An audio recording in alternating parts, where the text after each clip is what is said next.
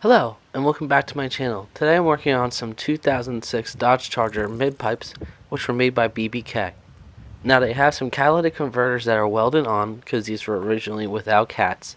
This way we can still keep to emission standards. And right now I have to clean up the rust, because these are aluminized steel, and as you can see here, there's some heavy scaling as they're almost 9 years old, and I live in the Rust Belt, and I'm surprised that they only have this much scaling. Now, what's really cool is that they have their label on the side of here, which is made out of stainless steel, and they weld it onto the pipes. Now, I already used the wire wheel on the one that has the label on it, and now we're going to use it on the one that was showing you before with how much scaling was on there. Now, I'm trying to film with one hand as my GoPro memory was full at this moment, so I was using my phone as the backup to make sure I could still film this. So I'm sorry for the shakiness ahead of everything because my tripod was on the GoPro and not my phone. Now I'm going to take my time and go back and forth as I'm trying to do my best with one hand. I will be putting this down, the camera I'm talking about, so that I can get in there and actually put some force on it and actually be able to press and get all that surface rust out with this wire wheel that I'm using on the end of this grinder.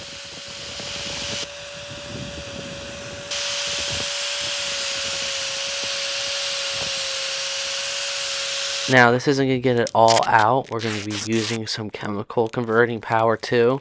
I like to actually put some of that on there. It's an acid that they sell. There's a few brands. You can get Rust-Oleum, you can get Naval Jelly.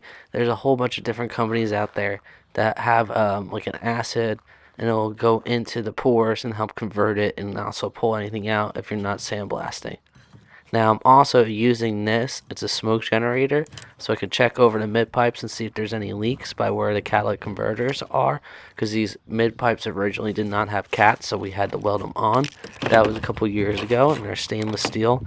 But we just want to make sure there's no pinholes or anything like that. That way we can actually have a fully sound system with no leaks, and then we can reinstall these mid pipes back in underneath this charger that I'm working on.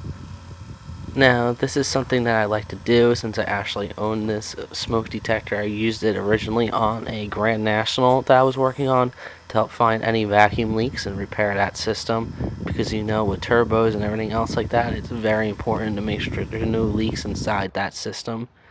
Alright, as I was telling you before, Loctite makes a rust dissolver called Naval Jelly. This is what we're going to be rubbing on the whole outside of these pipes. Get it all out of the jar. It's like a thick pink gel, which will allow you to convert any of those areas that you're not going to be able to get everything out of with cleaning up with just the wire wheel. And now you can sandblast. However, most people are not going to have access to a sandblaster or to one that can fit their part in there if you're going to be using one that's actually in a little contained booth. Now, if you have an industrial sandblaster, that's a different story. Like I said, most people don't have access to it.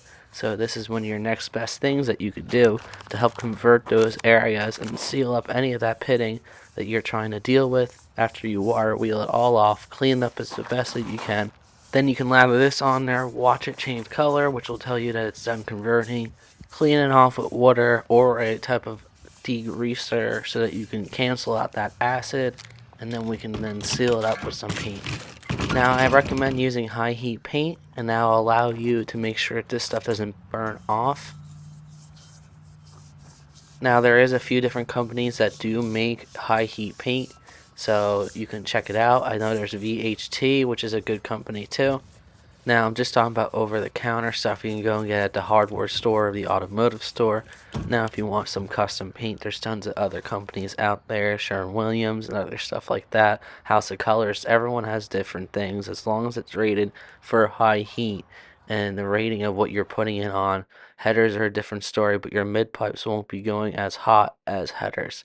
Alright, for the headers that I have some BBK long tube headers, which they go on to these BBK mid pipes, which expands so that you can put the two coupling ends together without the need of a gasket. But for me, I'm going to actually put some Pro Seal high heat seal gasket maker in between the two joints. As you can see, the one side I already pressed on, and now I'm going to be opening up the new exhaust kit. Now, this is all made of stainless steel. It's a 2.5 system with an X pipe. Now, it's set up for a straight pipe, or you can use a muffler in between. It doesn't give you enough length, so you're going to have to buy extra 2.5 if you're going to use it as a straight pipe system. Now, this is replacing the original stock system, like I said. This is a really good price and was made by a small company, which he has a channel on eBay, which I'll include in the description down below. The system was made pretty good for the price. Now, once you're done with figuring out what you're going to use, this is what I set up myself with to replace my old exhaust system, which is almost down to 2 inch in some areas. It was the stock exhaust system. Now, with this kit that I bought on eBay, it did include everything you would need to install this kit without welding it. Now, I did have to weld in some resonators on the back, and those resonators have 4-inch tips on them. However, this kit is designed to use mufflers midway through, which is by your gas tank, so you do not have to do anything other than put on your clamps onto the muffler system, install your pipes. He does give you hangers and everything else like that, which you do have to weld on, but they do sell, which was not in this kit. You can use clamps that have the hanger on it that just bolt on, so you don't have to do any welding. Now, what you're going to want to do is take out the X pipe, which is going to go into your mid pipes and slide in through the reducer right there. As you can see, it is a little off. We're going to have to bend those mid pipes a little further out to get the X pipe to get lined up like we did here. I just used a crowbar and I stretched it out a little bit, and this way we can get it lined up. Now, I did not press them in all the way. What you're going to want to use is a piece of wood and a hammer to tap them in. But right now, I'm actually going to be using the new muffler tips, which were actually old. They came off my old system. Cut off that pipe and then weld them onto that. That way, we actually can keep the same length, because with this system, it was designed to not use any mufflers in the back with no tip and just go straight pipe all the way out. But for me, I wanted to add these on to still have somewhat of a muffler look on the back end, even though these are called resonators with pre-welded on tip.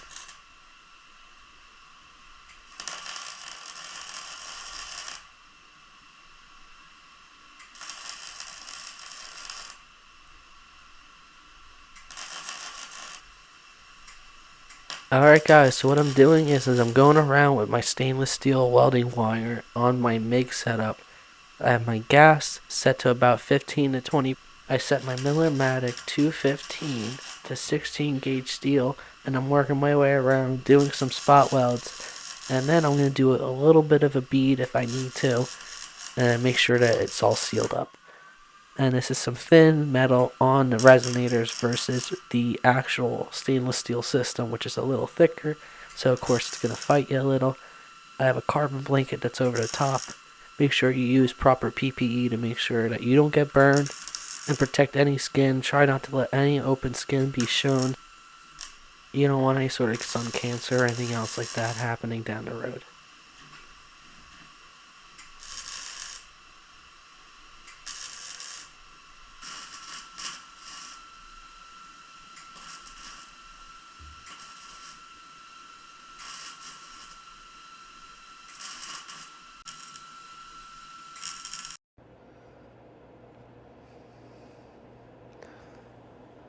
Alright, now I'm working on the next side. I got that all finished and welded up. We're going to go see how it looks underneath, get a few tack welds on the system like we did here.